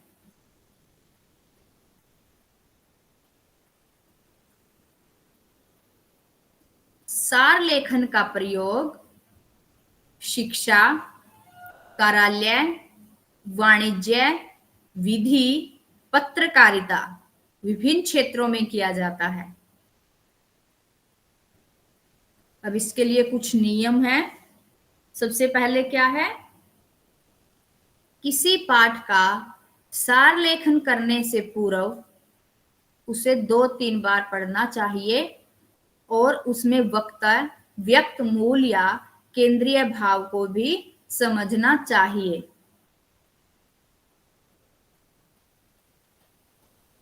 यानी कि जब हम किसी रचना को पढ़ते हैं तो पहले हमें उसे अच्छे से पढ़ना चाहिए। वो रचना भी हो सकती है, उपन्यास भी हो सकता है, कहानी भी हो सकती है और कोई पाठ भी हो सकता है। फिर उसके मूल यानी उसके मेन भाव को समझना चाहिए और उसी के अनुसार सार लेखन करना चाहिए। यानी उसका सार क्या है, निष्कर्ष क्या है उसका। पाठ के मुख्य भावों को रेखांकित कर लेना चाहिए, जो उसके अंतर्गत मेन पॉइंट्स आए, जरूरी सूचनाएं लगे, उनको रेखांकित कर लेना चाहिए, अंडरलाइन कर लेना चाहिए। रेखांकित मुख्य भावों को अपने शब्दों में लिख लेना चाहिए।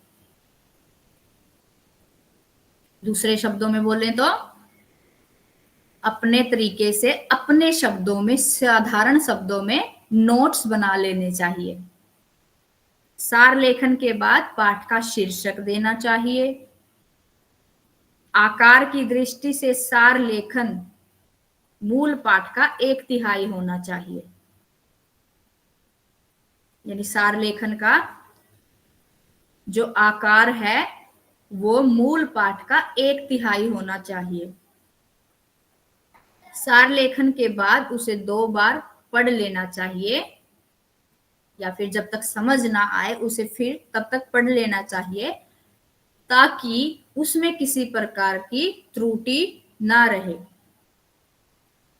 सार लेखन के विभिन्न प्रकारों में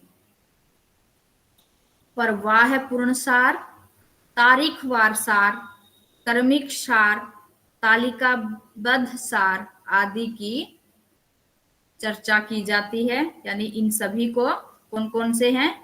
प्रवाहपूर्ण सार, तारीखवार सार, क्रमिक सार, तालिकाबद्ध सार, इन सभी को शामिल किया जाता है। लेखों, प्रलेखों, भाषणों, बैठकों, कार्यवृत्त या रिपोर्ट के आधार पर तैयार किए गए सार को प्रवाहपूर्ण सार की संज्ञा दी जाती है। प्रवाहपूर्ण सार की संज्ञा किसे दी जाती है? लेखों, प्रलेखों, भाषणों, बैठकों, कार्यवृत्त या रिपोर्ट के आधार पर जो सार तैयार किए जाते हैं उन्हें प्रवाहपूर्ण सार की संज्ञा दी जाती है।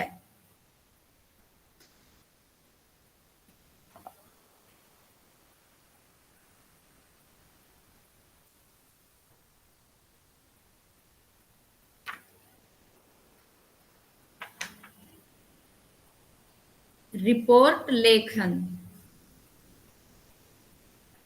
रिपोर्ट या प्रतिवेदन लेखन। रिपोर्ट को क्या बोलते हैं?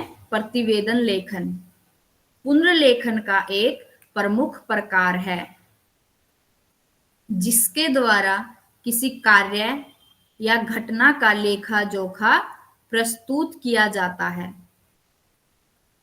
ये परिभाषा लिख लीजिए, दोबारा से रिपीट कर रही हूं मैं। रिपोर्ट या प्रतिवेदन लेखन पुनर्लेखन का एक प्रमुख प्रकार है। रिपोर्ट या प्रतिवेदन लेखन पुनर्लेखन का एक प्रमुख प्रकार है जिसके द्वारा किसी कार्य या घटना का लेखा जोखा प्रस्तुत किया जाता है।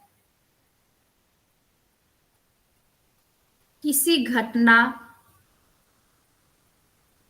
समारोह, उद्घाटन, सभा, जुलूस या ऐसी किसी स्थिति के बारे में प्रतिवेदन या रिपोर्ट लिखी जाती हैं।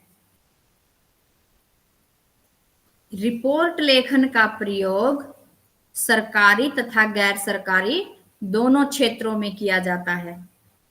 सरकारी क्षेत्रों में कार्यालयों में कार्य निपटान के बारे में साप्ताहिक, मासिक तथा वार्षिक विवरण प्रस्तुत किए जाते हैं तथा उनके आधार पर निष्कर्ष, सुझाव और संस्तुतियां भी दी जाती हैं। ऐसे प्रतिवेदनों की श्रेणी में और कौन सी स्थितियों में लिए गए प्रतिवेदन या रिपोर्ट आती हैं, किन स्थितियों में लिखी जाती है? किसी मंत्रालय, कार्यालय या संस्था की गतिविधियों का वार्षिक विवरण, ऐसी स्थिति में भी रिपोर्ट लेखन किया जाता है। दूसरा, किसी कंपनी के संचालकों या निदेशक मंडल का प्रतिवेदन, ऐसी स्थिति में भी रिपोर्ट लेखन किया जाता है।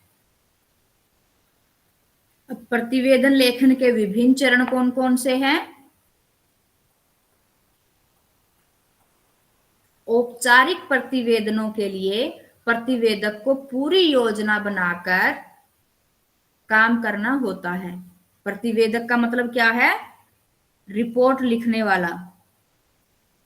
ऐसे प्रतिवेदन किसी विषय का सम्यक विश्लेषण तथा तथ्यों का संकलन होते हैं। सबसे पहले विषय से संबंधित सभी महत्वपूर्ण तथ्यों की जानकारी इकट्ठी की जाती है।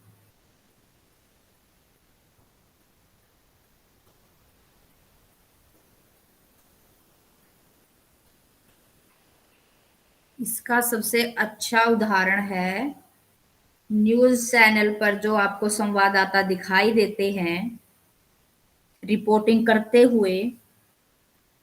कभी वो किसी घटना की रिपोर्टिंग कर रहे होते हैं, कभी किसी समारोह की, उद्घाटन की, किसी सभा या जुलूस की। देखा होगा आपने ऐसी स्थितियों में उनको रिपोर्टिंग करते हुए। तो वो क्या है, किसके अंतर्गत आएंगे? वो रिपोर्ट लेखन के अंतर्गत।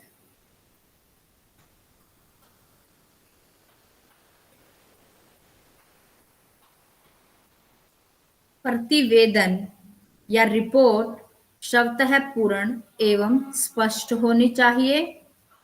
इनमें संक्षिप्तता का विशेष ध्यान रखना चाहिए। केवल महत्वपूर्ण तथ्यों को दिया जाता है। तथ्यों को क्रमबद्ध एवं तर्कसंगत रूप में देना चाहिए। आवश्यक होने पर उन्हें आंकड़ों एवं तालिकाओं के साथ भी प्रस्तुत किया जा सकता है। और अंत में क्या किया जाता है?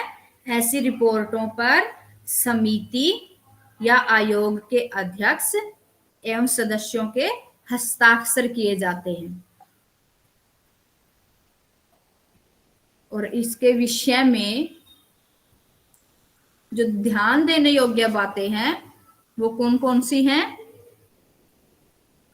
प्रतिवेदन के आरंभ में शीर्षक देना चाहिए, यानी रिपोर्ट के आरंभ में शीर्षक देना चाहिए।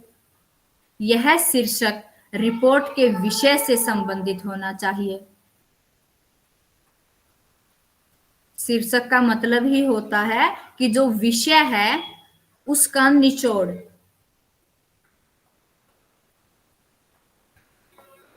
जिसे शीर्षक पढ़ते ही पूरे विषय का भाव समझ में आ सके, उसका विषय समझ में आ सके। नंबर 2 क्या है? यदि प्रतिवेदन रिपोर्ट काफी बड़ा हो तो उसे अध्यायों में विभाजित कर देना चाहिए, पार्ट्स में विभाजित कर देना चाहिए। रेल दुर्घटना आदि की रिपोर्ट विभिन्न अध्यायों में प्रस्तुत की जाती हैं। सबसे पहले विभिन्न अध्यायों की विषय सूची भी दी जानी चाहिए। नंबर 3, प्रतिवेदन का संबंध किसी विषय के अन्वेषण या शोध से हो तो उसके तैयार करने के लिए प्रयुक्त उपयोगी संदर्भ सामग्री की सूची भी अंत में दे दी जानी चाहिए।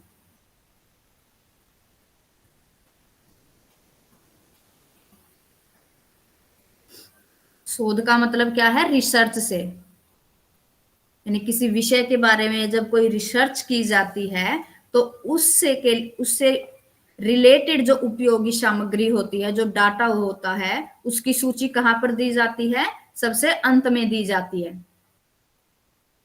रिपोर्ट यदि काफी बड़ा हो तो उसका सारांश भी आवश्यक सुझावों के साथ दिया जाना चाहिए। इस प्रकार प्रतिवेदन संदर्भ, स्थिति या विषय के अनुसार लिखे जाते हैं। जब किसी दुर्घटना का प्रतिवेदन लिखा जाता है तब उस दुर्घटना का स्थान, समय, मारे गए लोगों की सूचना, दुर्घटना का कारण आदि इन सभी का विवरण देना आवश्यक हो जाता है।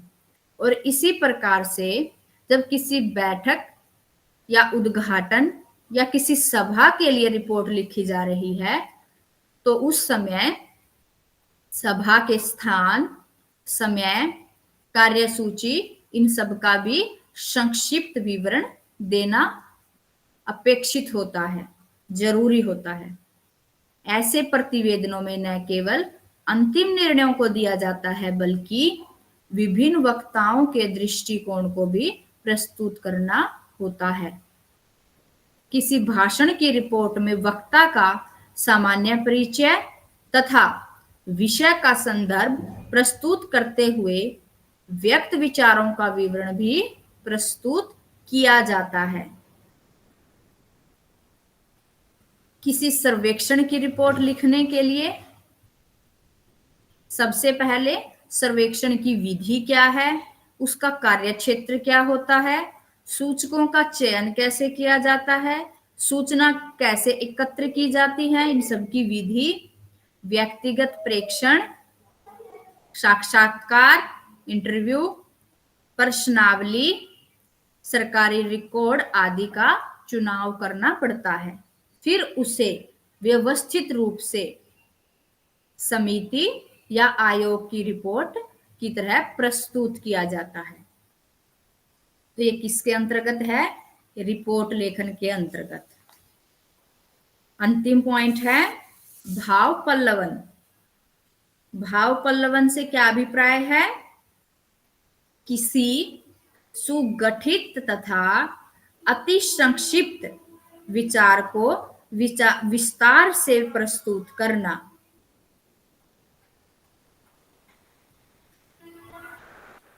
जैसे कई बार लेखक जो हैं वो अपनी बात को या अपनी सुक्तियों को, अपनी पंक्तियों को छोटे रूप में बोल देते हैं, एक पंक्ति के रूप में बोलते हैं या 2 या 3 शब्दों के रूप में बोल देते हैं, जिससे सामान्य व्यक्ति को समझना कठिन हो जाता है। तो ऐसे भावों को विस्तार से समझाने को क्या बोला जाता है? भाव पल्लवन बोला जाता है।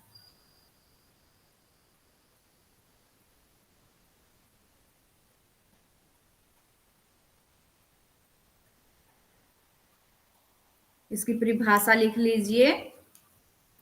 भाव पल्लवन से अभिप्राय किसी सुगठित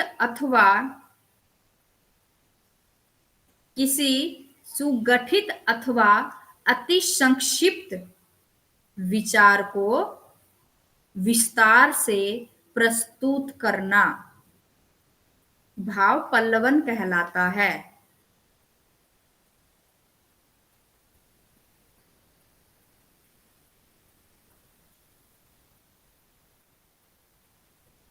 इसके नियम क्या हैं? पल्लवन के नियम क्या हैं? मूल उक्ति या सुक्ति को ध्यानपूर्वक पढ़ना चाहिए। इन पॉइंट्स को भी नोट कर लीजिएगा साथ साथ में। मूल उक्ति या सुक्ति को भी ध्यानपूर्वक पढ़ना चाहिए और उस पर चिंतन करना चाहिए ताकि उसका मूल भाव जो है वो अच्छी तरह से समझ में आ सके।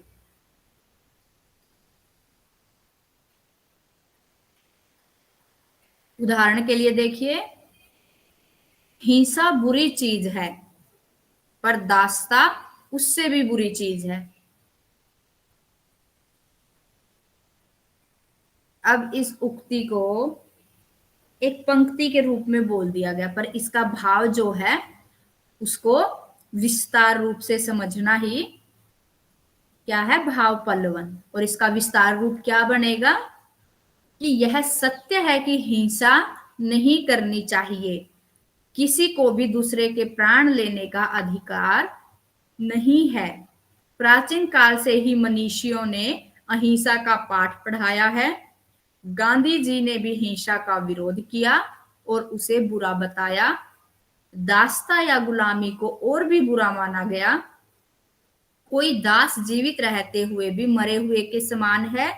वास्तव में दास्ता का जीवन जीना हिंसा से भी बदतर होता है। इसीलिए दास्ता के बंधन से मुक्त होने के लिए यदि हिंसा का सहारा लेना पड़े तो वह क्षमा योग्य है। भारतीय स्वतंत्रता संग्राम में कई महान नेताओं ने दास्ता की श्रृंखलाओं को तोड़ने का आह्वान किया था। इस प्रकार एक पंक्ति को, एक सुक्ति को विस्तार रूप देना क्या है? भाव पल्लवन। पॉइंट नंबर 2 लिखिए। मूल पाठ को या मूल भाव को स्पष्ट करने के लिए अन्य गौण भावों पर भी विचार करना चाहिए। उन्हें एक पृष्ठ पर लिख लेना चाहिए, कागज पर लिख लेना चाहिए। नंबर 3, मूल भाव का विस्तार करते समय आवश्यकता पड़ने पर उदाहरण या तथ्य भी दिए जाने चाहिए। भाव पल्लवन की भाषा सरल तथा स्पष्ट होनी चाहिए। अप्रासंगिक या अनावश्यक बातों को नहीं देना चाहिए। केवल मूल भाव के लिए सटीक और उपयुक्त बातों को ही लेना चाहिए। मूल भाव की न तो आलोचना करनी चाहिए और न ही अपनी ओर से टिप्पणी करनी चाहिए। केवल मूल भाव का विवेचन या विश्लेषण किया जाता है। पल्लवन को लिखने के बाद 1-2 बार पढ़ लेना चाहिए ताकि भाषा विषय कोई दोष न रह पाए।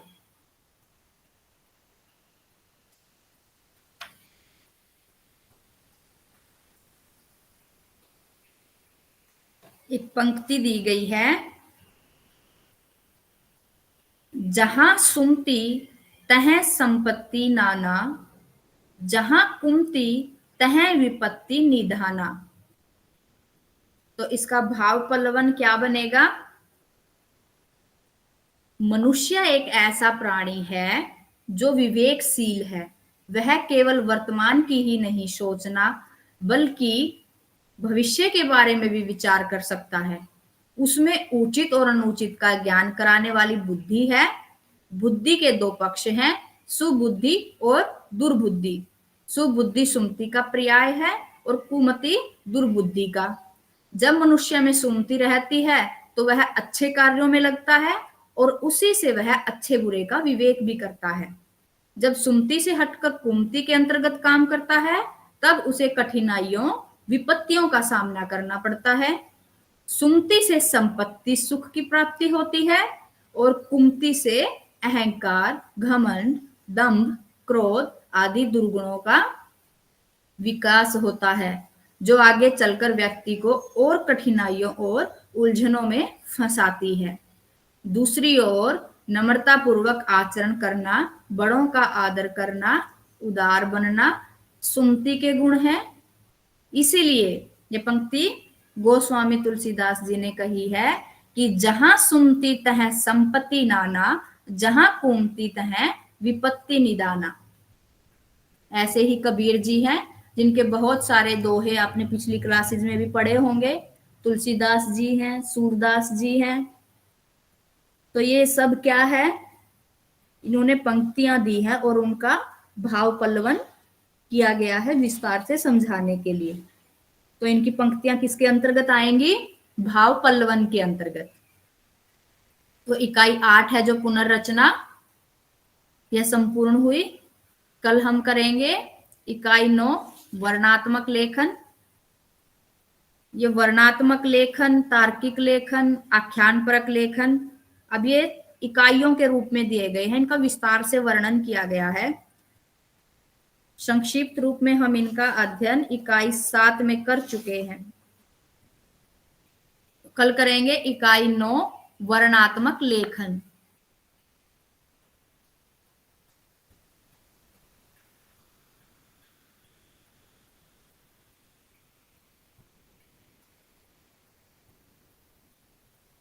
तो इसी के साथ क्लास समाप्त होती है। धन्यवाद।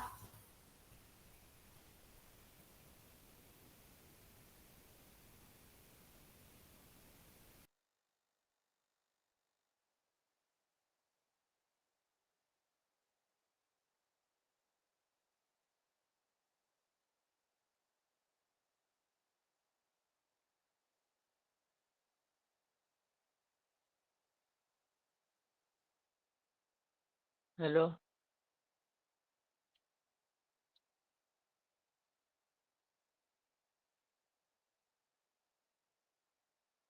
हेलो। हेलो।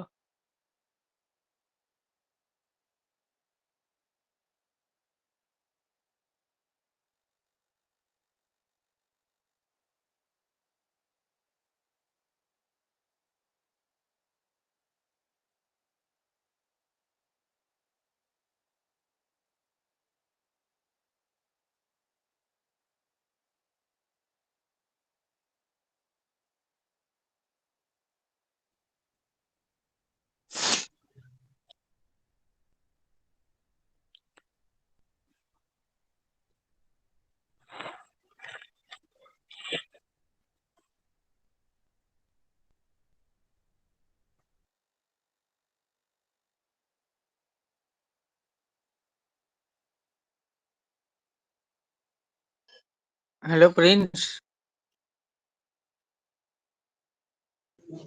हाँ जी।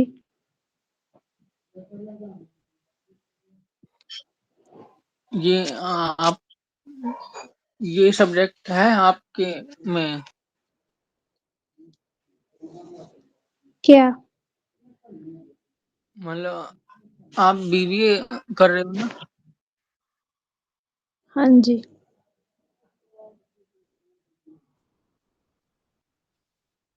तो ये मतलब आपने हिंदी मीडियम चूज करा था? हाँ जी।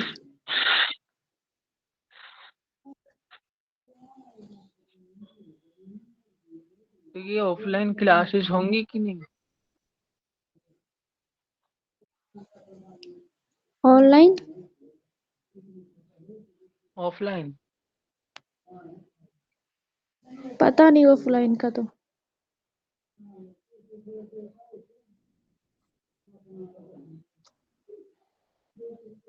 वैसे मैं बॉय नहीं, गर्ल हूँ।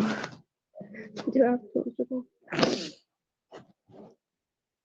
अच्छा, हाँ पता है, आवाज से पता लग गया। ठीक ठीक है।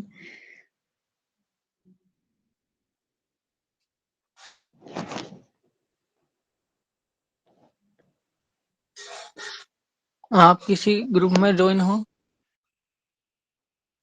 नहीं।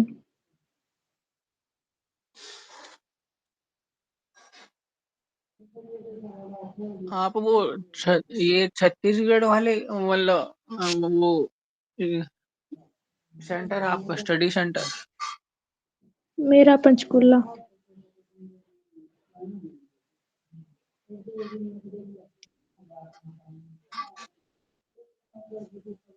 अच्छा,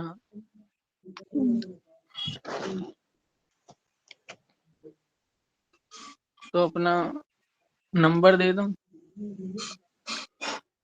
क्यों?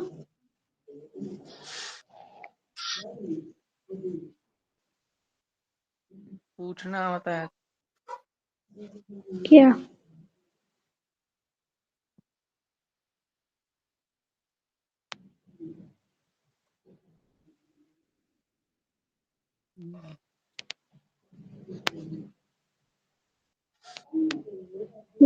क्या पूछना आपको?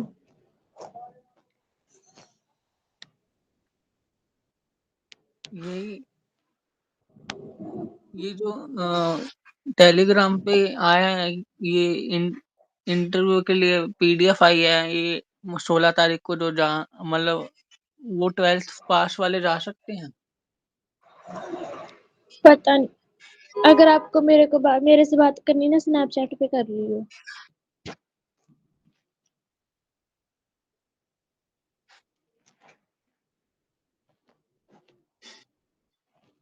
वीडियो ओपन करना। नहीं, आपको मेरे से बात करने की ना, तो कुछ पूछना हो तो आप स्नैपचैट पे कर लिए मैसेज।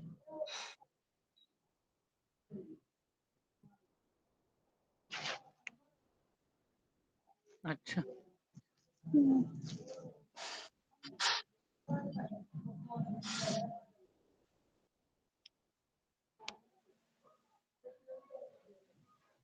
स्नैपचैट पे क्या आइडिया? मेरी सपना चौधरी।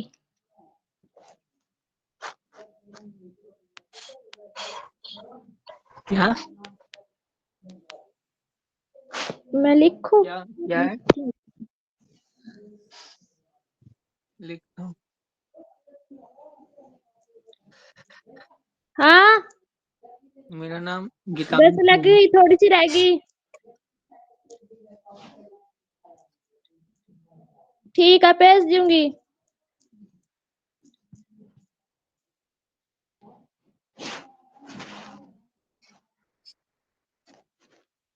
सपना चौधरी, रुको, मैं देखती हूँ एक बार। यही यही डालना है बस? नहीं नहीं, रुको। 23 61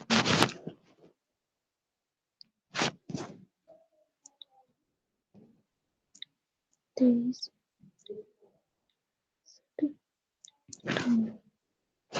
लास्ट में है।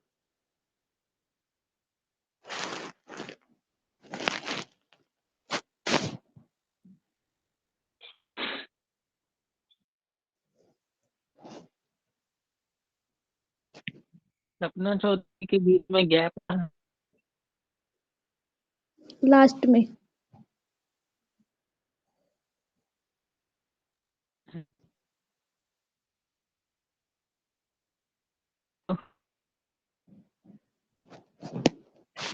हम्म।